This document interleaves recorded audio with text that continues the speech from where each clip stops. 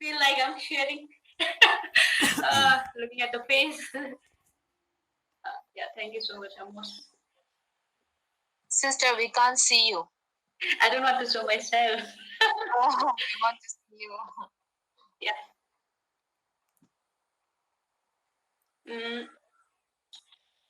Today, yeah, very good evening to all of you.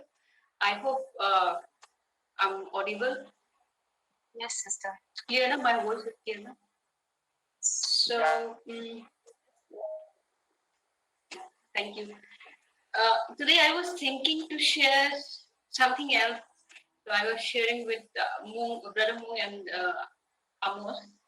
But like suddenly, like today, I changed the topic because both of the things like I was preparing, I feel like they are very important to know.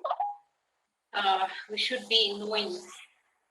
So before I start and before I tell the topic of my sharing my message, I just want to ask all of you, uh, how long have you been a Christian?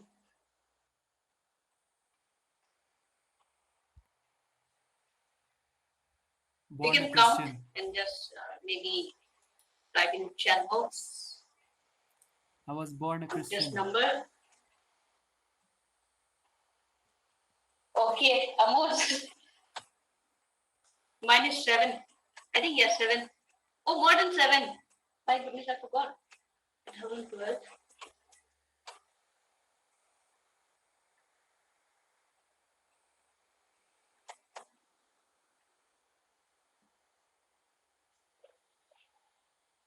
Eight years. You guys are counting. Okay, there is one question I wanted to ask. That just keep on your mind that like how long have you been at the Christian? Okay, Albert is 6. He's junior to me, and then yeah. So uh, considering the years you have been a Christian, what do you think, or what do you say? Like what kind of life you are living? By life, I mean how you're living. I'll say how impactful your life is. Okay. There is another question I want to ask. Okay, two of these questions just keep on mind while I share the word of God. Actually, not exactly word of God, but mm, I was reading a book. I was reading a book called "Crafting a Rule of Life" by Stephen A. McKaya. Any of you like? Have you read this book? Anyone? Crafting the Rule of Life by Stephen. None. This is one interesting book I found. Like when, as soon as I came back home and like in lockdown, I was locked down at home, and then like one of my friend group we started book study. Okay, book study. So here we, along with Bible, we read the book. Okay, so this is one of the book we were studying. So just I just want to share, some part of the book because it's very not very vast, but yeah, if I share everything, then 1 hour won't be enough. So yeah, mm, just to give a brief introduction, I'll just tell you. Okay. Um, the question I asked, how impactful your life is, how meaningfully you are living your life. Take take uh, take your everyday, okay, ordinary life. You're sleeping, eating, going to work, and walking around life, okay, and place it before God as an offering. because everything like we know we have been taught this that everything we have because of God, and He's the one who gave us everything. So embracing what God does for you is the best thing you can do for Him. Okay, so are we embracing? I'm just putting question like in the middle after every passage or paragraph. Okay, so embracing what God does for you is the best thing you can do for Him. Uh, don't become so well adjusted to your culture that you fit into it without even thinking. Okay, don't become so well adjusted to your culture that you fit into it without even thinking. Instead, fix your attention on God.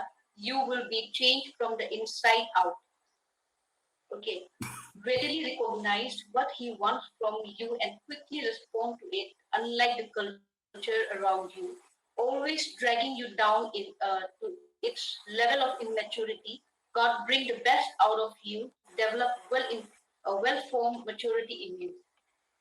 If we read the Ephesians chapter 4, which Momo was reading, we can see like in few verses from 11 to 14, if we see then uh, Paul, he wrote about maturity, to build up, to be mature. God wants us to be mature. And the way we conduct, like the way we do the things, okay, everything. Here I was mentioning sleeping, eating, going to work, walking around, like or like the way we spend our vacation, like the way we are, spending our lockdown. Okay, so everything matters to God. So we have to be mature how we deal with it. Because when we were infant, the way we used to, spend our time, it was different. When we were teenagers, it was different. And now when we are adult, it should be different. And like as a Christian, we should be a progressive Christian, I believe. I hope you guys also like believe that. We should keep on, growing. Uh, so yeah, that was a small introduction. I'll come directly to the main theme of the message. uh, I will be reading the some part of the books directly because I feel like it will be more uh, it will be more effective. So that's why I took some of the words, maybe some of the paragraph from the books, which I will be reading for you all. And like, if you want to go through that book later, I'll give you the full name and maybe I have the soft copy also. So yeah, um, God, God always invite us. Okay, He always invite us to pursue our our shared calling as a Christian community and our unique vocation as individual disciples. Okay, when we see in the Bible, um, God did not choose only one disciple. He did not choose only one person, two person like that. Like when Jesus even he had 12 disciples, and like when he wrote the second greatest commandment to love your neighbor as yourself. Okay, and Jesus was talking about friend, how to love and love our friends and all. So he was talking about community, not a single person. He was not talking about single person. Okay, not only individual, but he was God is inviting us to pursue our shared calling as a Christian community, because there are so many denominations in the world, but we are known as a Christian. Okay, there are so many different denominations, okay, but we all of us we are called Christian. So that is one thing. So as a community, we have some work. We can impact. We can be impactful, and as an individual, also we can also means like we have to be impactful. So both of the community and individual, as a community, as an individual, we have to be impactful. So he is always inviting us. Um, so, like I said, we have different denomination. So we are all on a common pursuit of loving God. Okay, that is a common thing we have to do. Loving one another and loving others in Jesus' name. We do so in slightly different ways. Okay, we do it in different way. So it is reflected in different denomination worldwide. Okay, so yeah, so to craft a rule of life, to craft a rule of life which perfectly fit your unique temperament, and background and passion, and which day by day, week by week, month by month, year by year, decade by decade makes God real to you in the most in the most in the inmost places. So here, what I'm trying to what the author is trying to say is, uh, we all have different gifts. Like Momo, she already read the Ephesians chapter 4, 11 to 14. So we can see we have apostle, we have teacher, and like we have prophet, or different like gifts we have. Okay, so according to this book, we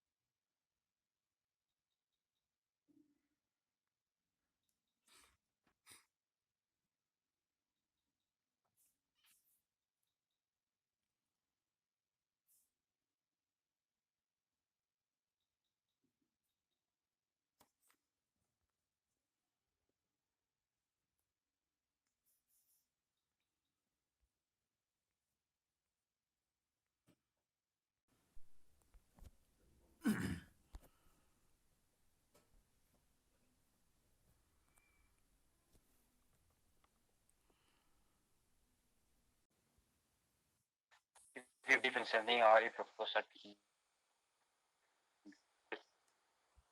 will okay. Chang, hear me. your voice is not very audible. You can write also. So anyone else want to take time? The Albert is there.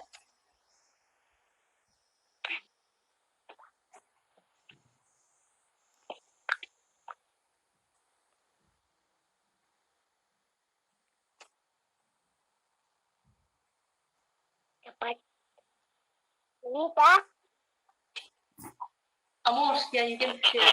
Right. No, What do you think of when you hear the word rule? sis, what was the question? Actually, I was disconnected.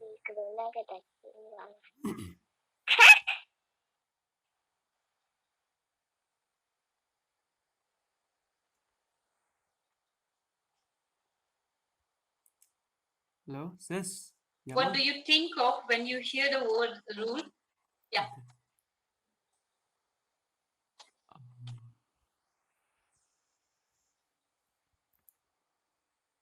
To have authority,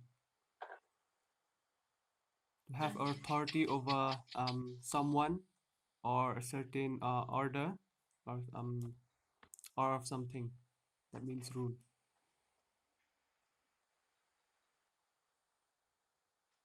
Okay. So thank you, Momo, Cheng, and Amos. Uh, okay, that was from your side.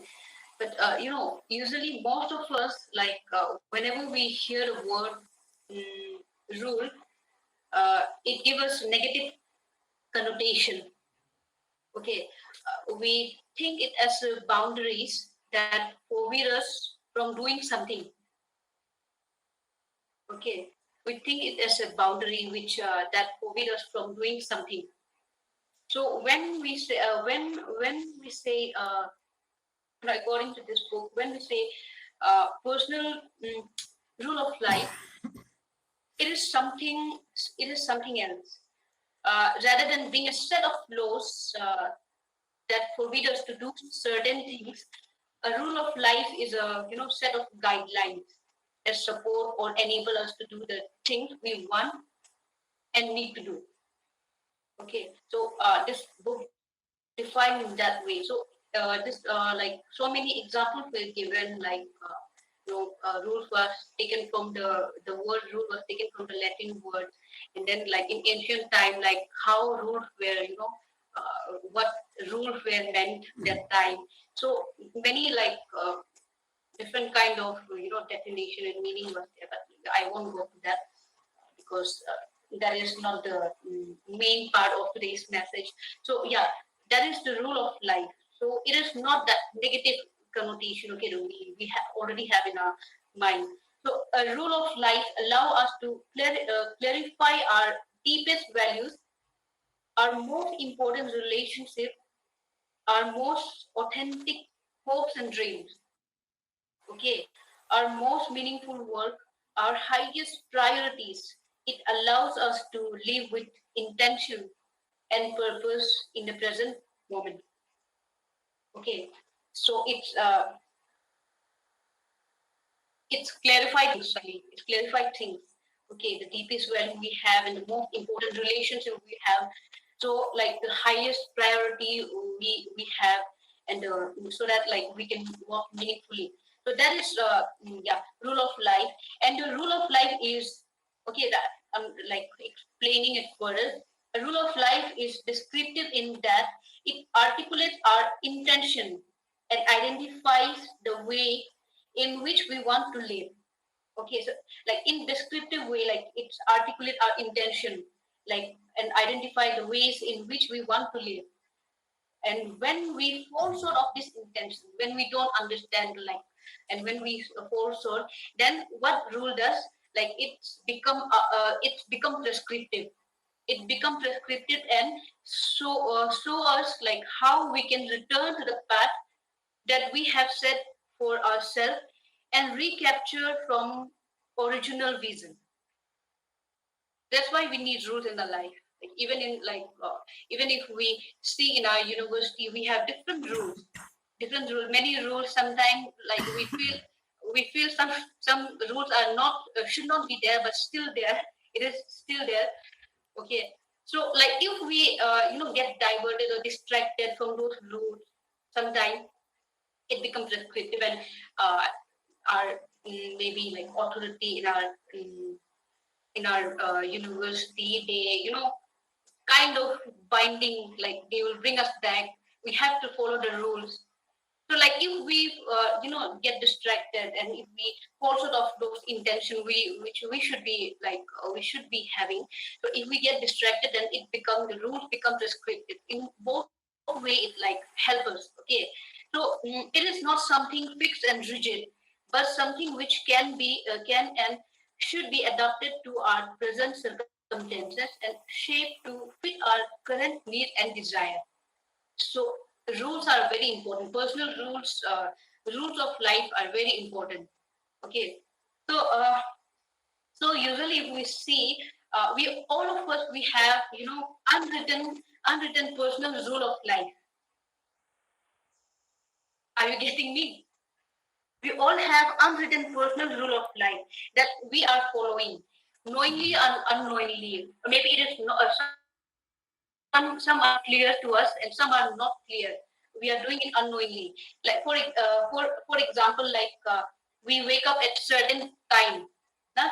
And we get ready for our days in particular way. All of us we have different way of doing those things. Okay, and we use our free time for different purposes. We spend our vacation, okay, free time in different ways. So. Uh, and we practice the rhythm of work. We practice the rhythm of work, hobbies, worship, vocation, and so on. Like so, whether we know or like whether we are aware or unaware, but we still follow some rules in our life. So if we are following.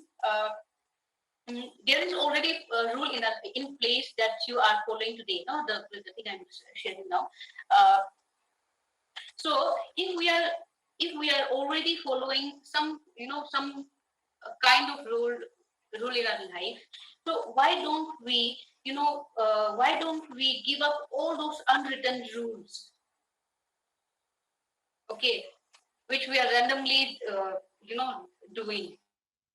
Why don't we give up our unwritten rules and prayerfully write one that more closely matches the heartbeat of God? We have to march with the drumbeat of God. We always hear this line, no? A slogan, I would say. So, if anyway, if we are, have certain rule in our life that is, very vague, I would say, or like randomly we are doing it, certain things in our life, we are planning like randomly certain things in our life, then why don't we just, give up all those unwritten rules and prayerfully write new one that is closely matches the heartbeat of God. So, because if we fail to do so, then we are like a wild untamed grapevine. In that book, it is written like that. That if we do that, if we fail to do that, like if we don't control or if we don't frame a personal rule of life, then we are living like wild and untamed grapevines. They will produce some fruit, but they probably won't be as abundant as they could be. I hope you're getting me at this point. Because like we might be productive, but if we don't trust or like if we don't form the personal rule of life very carefully, with along with God, you know, then like we will be productive, but we may not be as productive as we could be. So that is yeah. So uh, instead, like if we don't frame the personal rule of life, then instead we become more vulnerable to things that threaten our spiritual vitality. Okay, so that affect our spiritual life also. So, however, those who are intentionally reflective, prayerful, and attentively responsive are like cultivated wine. Like if we, mm, like I like gardening, huh? So, like, if I carelessly, spread the seed, and if I don't take care of them, they will grow. They might grow, but like for example, like if I'm doing in like doing that thing with some seed like that, and then like if I'm sowing the seed in a very careful manner, if I'm watering it properly, if I pruning it time to time, but I'm not taking care of those like seeds I have just thrown, it will grow, both of them they will grow, but you know uh, uh, both of them like their fruit or maybe flowers will be different because one of my rose flower, like I planted that just like that, so I was not taking care of that rose. It's like grown a lot, but the flowers, like it's look like a polio. It has polio, it's look like that. So yeah, similarly, like if we, you know, like intentionally, if we are reflective, we are prayerful about like our life, if we are attentively, responsive, then we will be like a cultivated wine. Okay, we will be more like fruitful. So, so our life will produce an abundance of fruit for the glory of God. Mature wines are cultivated to produce the best fruit. Okay, so our life will be, produce abundance fruit. It's just I say this thing, you know. So our life will produce an abundance of fruit for the glory of God, not for us, but for the glory of God. Mature wines are cultivated to produce the best fruit.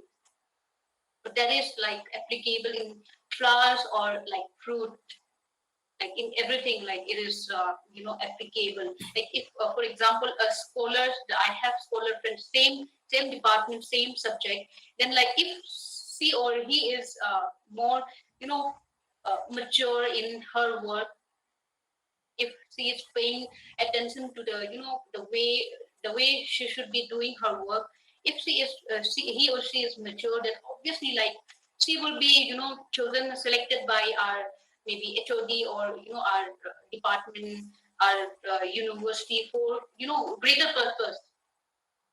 Okay, so that is the difference, like we should understand.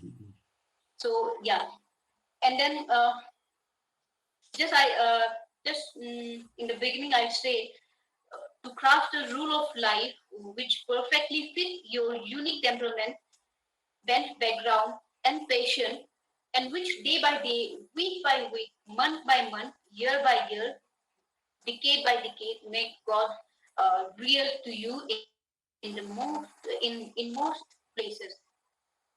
Okay, so here I'm not saying that I should be like Albert, I should be like Amos, or like maybe like you should be like me. I'm not saying that, but like if we see a patient, like I won't ask Amos to read it again because yeah, Amos, you can read. It's okay. You can read the patient, Ephesians the Bible 4. verse I gave you. Okay. Um, so Ephesians chapter 4, verse 11 onwards. So Christ himself gave the apostles, the prophets, the evangelists, the pastors, and the teachers to equip his people for works of service, so that the body of Christ may be built up until we reach unity in the faith and in the knowledge of the Son of God, and become mature, attainable to the whole measures of the fullness of Christ. Then we will no longer be infants, tossed back and forth by the waves, and blown here and there by every wind of teaching, and by the cunning and craftiness of people in their deceitful scheming.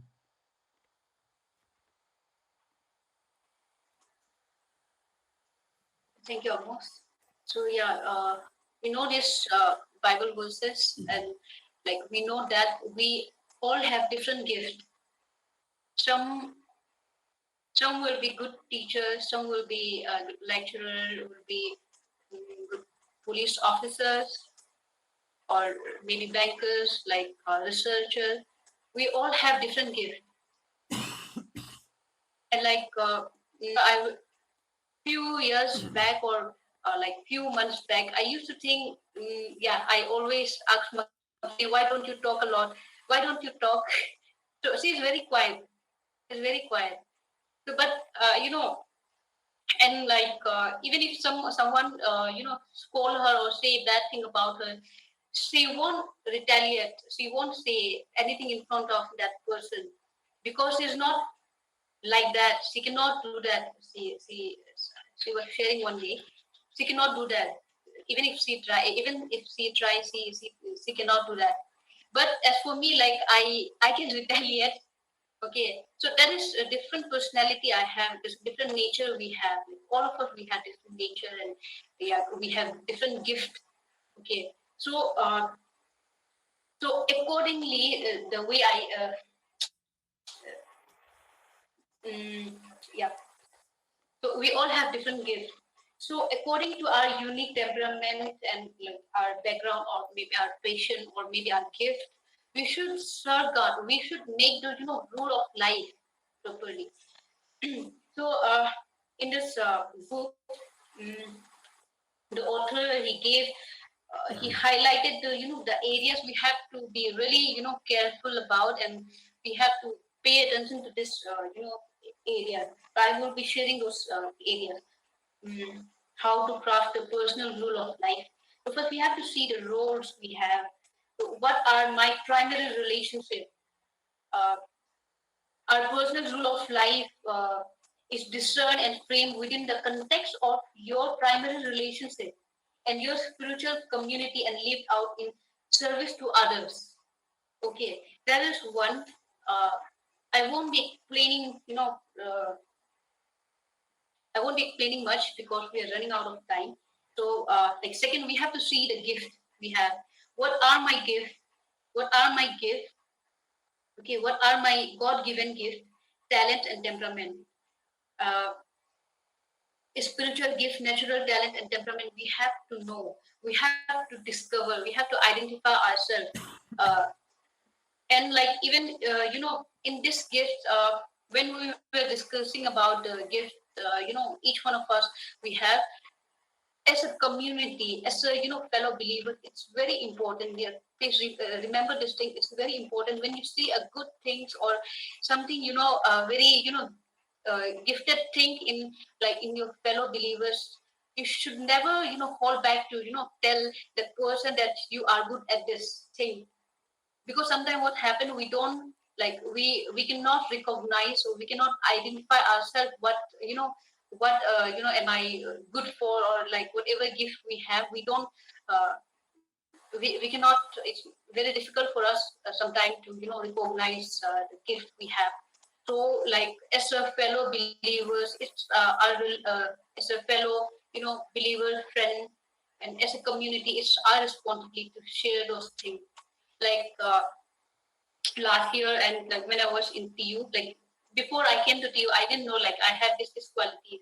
So I used to like I used to think that I don't have any gift.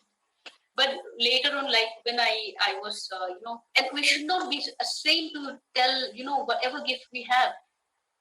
Sometimes we feel we are boasting. Okay, we are bragging the things that you know I talk a lot. I'm very talkative. I take it as a gift sometimes, because this is the way I can relate to many people. One of my friends, she was complimenting me, and she was identifying the gifts I have. So this thing, like we have to embrace those differences we have. We have to embrace the gift we have, and we should never be ashamed of the qualities we have. We should be telling it proudly, because it is God gift. Because when we get gifts, like other gifts, material gift from others, we don't feel shy to tell others that this is my gift, birthday gift, which was given by this and that person. So why should be shameful to uh, tell others that this is my gift? So that is one important thing. We have to identify, discover our gifts.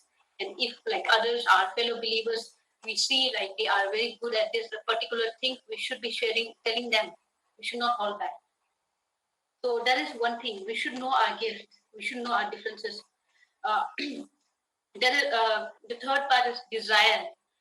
What are your deepest longing and core values? Okay. So we have to find it out. So your personal rule of life is discerned and framed through the longing, yearning, and goals God has placed on your heart and mind, that because propel you forward with joy. I don't know whether you guys have experienced this thing or not, but there are some things like I really want to do. Though my subject is, though my uh, my academic, the way, the direction I'm going, it may be different, but there are few things which I really want to do before I die. So we should know the desire of our heart, because like if that desire, you not the evil one, okay, the desire, if you recognize the desire, like I have this desire, I want to do this and that for God. If you have that, please like keep that, preserve that, because someday it's gonna be useful thing for in God's kingdom. So yeah, that is desire. We should know like our deepest longing and core values we have. So the another one is vision. What is the intentional passion God has planted in me? Okay, so we have to find it out. Like the reason we have intentional passion God has planted in me. So I don't know like how much you guys are thinking about that reason. But for me, like if I go to this field, I have vision. Okay, I won't be sharing that, but like if I go to this field, I have that vision. If I go to this field, I have that vision. I have the vision on my mind. And then like we should be be clear about those vision. And the fifth is mission. So we have to what am I currently doing to pursue my vision? If you know your vision, like if you know the vision you have, then you have to know the what you are doing to achieve those visions. Like you want to change in education sector, if it is your like desire and vision to change the maybe Assam, you want to change the education sector and the the rural people, how they are living, like children are doing, maybe those who are deprived or vulnerable class people who are not getting proper education and all. If you have like those kind of vision, then how you are how you are bridging that gap, what are you doing to achieve that vision of yours. So we have to be mm, we have to be clear about our mission also, and we have, if we are not clear, we should start uh, thinking about the vision mission we have, because for okay, so okay, then like the oldest things we are doing, we have to fulfill our personal rule of life in the mm, alignment of this one, the commitment we have in Christ.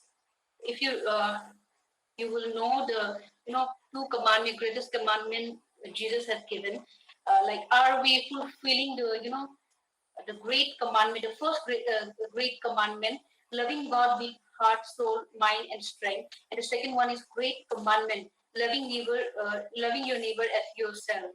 And the last one, the great mission,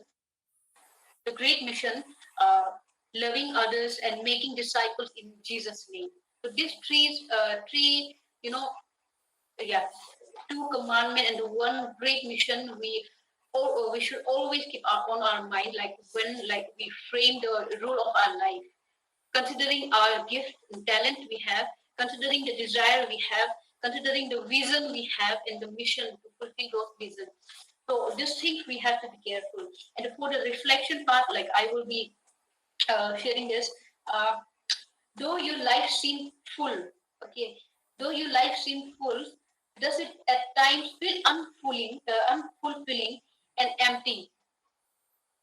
Okay, though your life seems full, does it at times feel unfulfilling and empty? Perhaps you may be allowing others to define how you should live. Listen very carefully. Perhaps you may be allowing others to define how you should live. Do you yearn to hear the voice of God louder than that of a parents, family members, friend, teacher, pastor, boss, or leaders? We have to be very clear about this thing. Whether like uh, who is like controlling the rule of our life, whether it is parents, our family members, friends, teachers, pastors, boss, or leader. Are we listening to God? Okay. So, do you feel the need for clarity and focus? Do you feel the need of clarity and focus? Or are you looking for a way out of boredom and mediocrity? Do you want to live a life of mediocrity? I definitely don't want to live a life of mediocrity. So, so are you? So yeah, are you looking for a way out of boredom and mediocrity? Perhaps you long for a refreshing, renewing lifestyle. Okay, and God is calling you to Himself, gifting you for service and empowering you for the abundant life. So this thing God is doing. Okay, we just have to recognize the uh, voice of God. We have to recognize the gift we have, the talent we have, all the things I have shared, the points I have shared. We have to, recognize, because we all uh, we all are different. We all are different. We all are unique. But we all have to march with the drumbeat of God. Okay, not others, but the drumbeat of God. So are we doing that? We have to, question ourselves today. So I will request Albert to please read the Bible verse I gave you.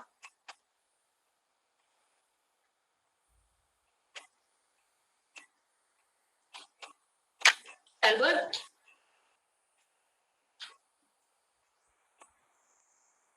what else I'll read? Romans chapter 12, verse 1 and 2. Therefore, I urge you, brothers, in view of God's mercy, to offer your bodies as living sacrifices, holy and pleasing to God. This is your spiritual act of worship. Do not conform any longer to the pattern of this world, but be transformed by the renewing of your mind. Then you will be able to test and approve what God's will is, His good, pleasing, and perfect will. So when I ask you these two questions, like how long have you been a Christian, how impactful life you are living. So today we have to introspect, we have to reflect our life, we have to see, like, though you are about, though you are born Christian, maybe like few years, I am 8 or 9 years old in Christianity, like, so I'm converted Christian, and like me, many of you might be maybe new Christian, like you accepted Christ lately. So we have to see the each day we live, because each day matters to God. Each day matters to God, and how we how we spend it. It's matter to God. So are we doing that? Like, are we very careful about living our life? That we have to see. We have to see. We have to frame the rule of life. We have to frame the rule of life, because what I can do, you might not be able to do, and what like Amos Jonah, like others can do, I may not be able to do, you know. And just like today, like sorry, in afternoon, one of my friend, she is a very, I'll say, very impactful life she is living, very meaningful life she is living. You know, uh, there is one magazine, I forgot the name. It's a Christian magazine, in the international Christian magazine. I forgot the name. Sorry. So they invited her, like requested her to write testimonial articles on her life, and they are willing to pay $750 to her. Like, it's in Indian currency, it's more than 50,000, I guess. So that is because she was not planning those things in her life, because she was just a normal person like me when we met in our master's time. But she, like, invested her time, her money in knowing God, seeking God, learning so many things, so many books she read, so many programs and all she went. Even though she's a heart patient, but she still have that desire to know God, to work for His kingdom, She has that kind of desire, and not only this, she got so many opportunities. She got one opportunity to go to Bangkok also. So I'm not bragging, or I'm not giving you prosperity preaching, but I'm telling you what God can do. Like, if you are a mature Christian, if you are if you living a mature Christian life, the way the thing I share today, if you are like that, then you can be useful. like we are, of course, like we are useful, but he can use us even more. Because do you think that you are, the wait, do you think you are utilizing your potential to the fullest? How God want you to, use the gift He gave you? Are you using those, potential gift to the fullest for to serve God? So these things we have to remember. I feel, and by sharing this, message and this thing which you, even I am learning. I'm like reminding myself that, like how I'm living and how I should be, living. So we all are, you know, uh, a team worker in, God's vineyard, I believe, because all of you, the way you can impact, I may not able to impact. So each one of us, if we work, diligently, sincerely, with sincerity, with honesty, then God's kingdom, like it will be expanded. I believe it will be expanded.